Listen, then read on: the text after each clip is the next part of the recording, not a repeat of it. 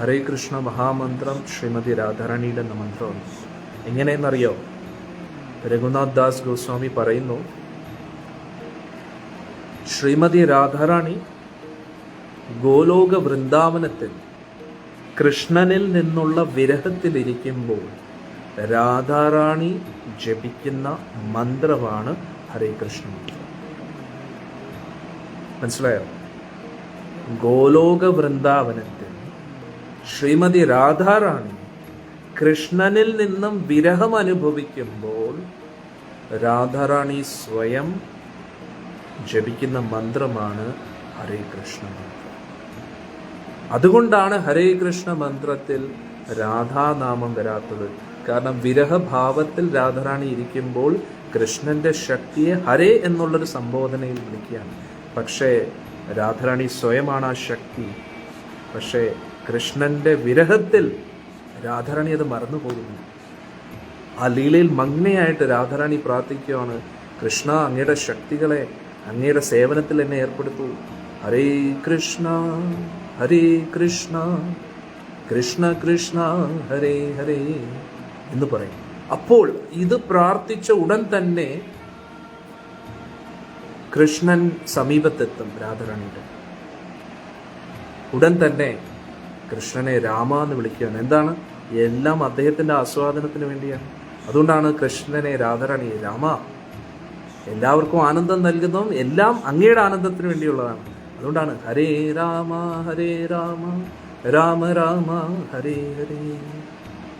അതാണ് ഹരേ കൃഷ്ണ മന്ത്രത്തിന്റെ അർത്ഥം.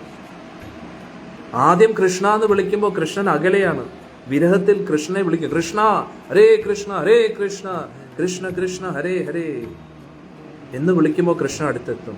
ഉടനെ ഭഗവാനെ കണ്ട ആനന്ദത്തിൽ കൃഷ്ണനും ആനന്ദം ലഭിക്കുന്നു. ആ ആനന്ദത്തിൽ അനുഭവിക്കുന്ന രമിക്കുന്നവൻ എന്ന് ഉദ്ദേശിച്ച് രാമ എന്ന് വിളിക്കുന്നു. ഹരേ രാമ രാമ രാമ ഹരേ. ഇത് നമുക്ക് മനസ്സിലാക്കാൻ കഴിയില്ല, പക്ഷെ രാധാറാണിയുടെ ഭാവമാണ്. അതേ ഭാവത്തിലെ അതേ മഹാമന്ത്രം ചൈതന്യ മഹാപ്രഭു, ആരാണ്? കൃഷ്ണൻ തന്നെ രാധാറാണിയുടെ ഭാവത്തിൽ.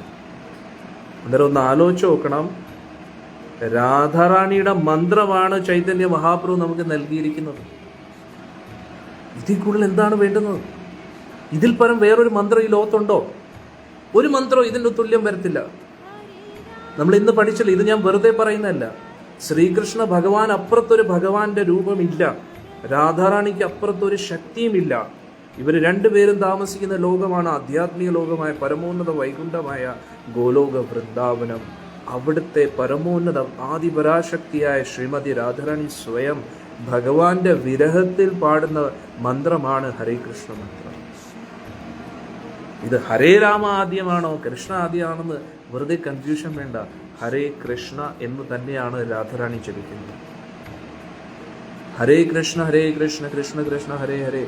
കലിസന്ധരണ ഉപനിഷത്തിലും ഹരേ കൃഷ്ണ മന്ത്രം തന്നെയാണെന്ന് ചില ആചാര്യന്മാർ പറയുന്നുണ്ട്.